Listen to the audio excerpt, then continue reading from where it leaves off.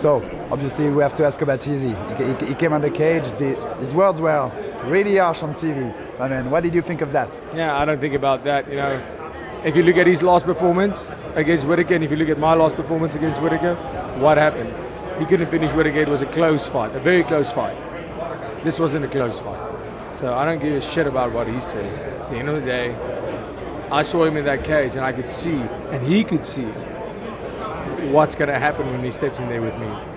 You're absolutely confident that you're going to beat Israel Adesanya? I know I'm going to beat Israel Adesanya. So you're going to be the next champion? 100%, I'm the next champion of the world. I've said this before, and you know, I'm so happy that I got the opportunity to fight. An amazing fighter like Robert Whittaker, who I respect so much. He's done so much in the sport. He is a legend who will go into the Hall of Fame. And you know, people have said Dricus hasn't fought anybody in the top 5. I did fight Brunson. They said, oh, he's old, he's almost retired. But Whittaker has beaten everybody in that top 5. So I don't need to fight everybody in the top 5. I just need to fight the guy who beat everybody in the top 5, and I just did that tonight. I know it's very early, but do you know in your head already the way that you're going to beat Izzy? Probably the same way I beat Whittaker tonight, by enforcing my style. And whether he taps or whether he naps, that's up to him. And is it possible that the fight happens in September in Sydney? Yeah, it might be. You ready? You would be ready physically? Yeah. You think? You know, for me, I'm ready. I'm feeling great right now. But I just got out of the cage with all this adrenaline. So you know, I have people who's a lot smarter than me that's going to look at we're going to do a full body scan, make sure. No, I just had a camp for Whittaker. It was a hard camp. And you know, in the past 14 months, a year and 2 months, I've fought 6 times. I've been extremely active. So I'm not gonna.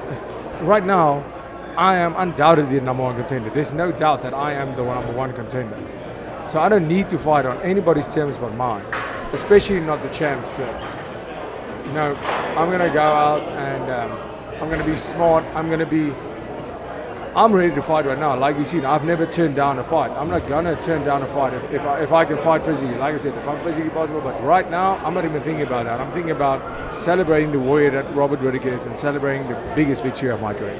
Right. You spoke to Dana just after the fight in front of the cage. Did he tell you you're the number 1 contender, Dricus and his son?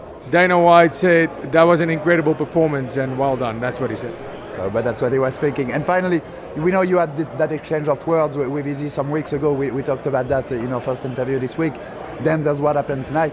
In your way, are you going to play that game, or are you trying to not go on that? There's only one game I play, and that's my game. Like we saw tonight, I don't care. You know, when he started screaming like a kid, he started screaming. He started, you know, acting like a clown. I'll just walk away because. No, I'm a man. The way I conduct myself matters. I'm an inspiration to people. People look up to me. I'm not going to behave like a child. I'm going to behave like a man, like a gentleman, like a warrior. And that's what I am.